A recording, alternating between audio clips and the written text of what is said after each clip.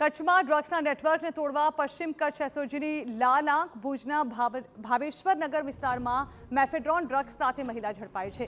36,012 ગ્રામ mephedrone drugs સાથે મહિલાની ધરપકડ કરાઈ છે। કચ્છ જિલ્લા પોલીસની એસઓજી ટીમે આ કાર્યવાહી કરી ડ્રગ્સ, મોબાઈલ અને રોકડ મળી કુલ રૂપિયા 1.40 લાખનો મુદ્દામાલ જપ્ત કરવામાં આવ્યો છે।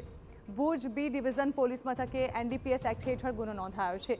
ડ્રગ્સ કોના મારફતે મળતું હતું તે અંગે તપાસ શરૂ કરવામાં આવી છે। આ અંગે વધુ માહિતી સંવાદદાતા નીતિન ગરવા આપી રહ્યા છે। નીતિન, એક મહિલા જે છે તેની ડ્રગ્સની સાથે ધરપકડ કરવામાં આવી છે। જાણવા માંગે શું મામલો શું હતો, કઈ રીતે આ મહિલા પાસે ડ્રગ્સ આવ્યું?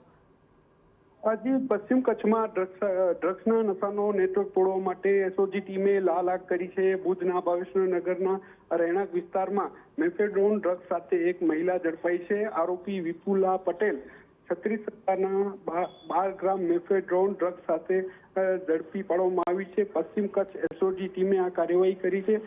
પોલીસે જે છે તે મહિલા પાસે ડ્રગ્સ, મોબાઈલ, રોકડ મળી કુલ 1,40,000નો મુદ્દામાલ જપ્ત કર્યું છે। આરોપી સામે ભુજ બી ડિવિઝન પોલીસ મથકે એનડીપીએસ એક્ટ હેઠળ ગુનો નોંધી અને આગળની તપાસ હાથ ધરવામાં આવી છે।